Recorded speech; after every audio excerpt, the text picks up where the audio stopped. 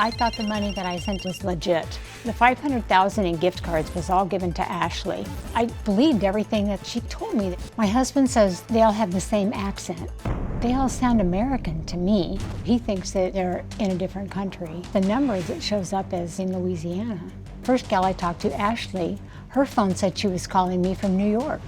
With Ashley, they couldn't put the money in my account because it was too much money. When I talked to Melvin, he was supposed to be from a loan company. I gave Melvin all these gift cards to get money delivered, and I would give him $200 eBay cards. Then Melvin has called me and told me the person who was delivering the money took all the money, so I wasn't going to be able to get the money. There's always an excuse that Melvin has. Melvin told me I was going to get money 3 weeks ago. The last time I talked to him, he gave me a phone number for somebody who worked for the Oregon government.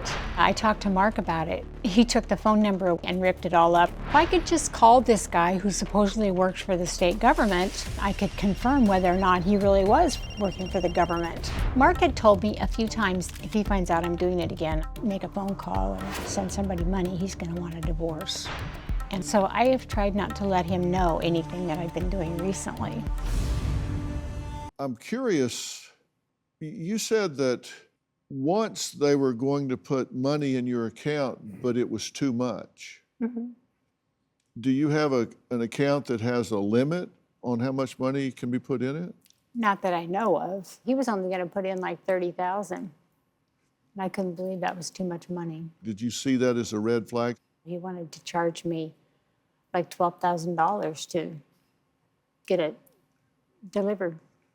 Okay, but it doesn't cost $12,000 to deliver money.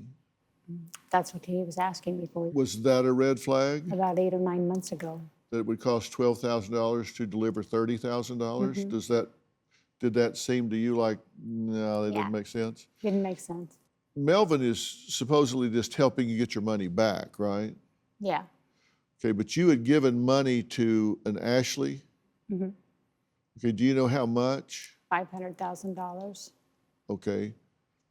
And all along that way, there was nothing that said to you, I was supposed to get $50,000, right? That was the grant originally, correct? Yeah, is that what you thought it was? I can't remember exactly what it was. Yeah, that's what you said, is they said a grant. And during that time, the government was giving grants to businesses. Yeah, it was right after the COVID thing started.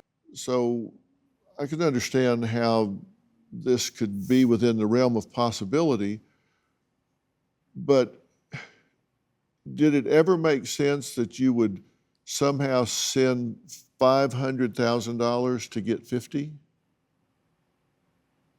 I don't know, she kept guaranteeing me I was going to get some money eventually. She was just convincing me, I believed her, that I was going to get the money back and everything.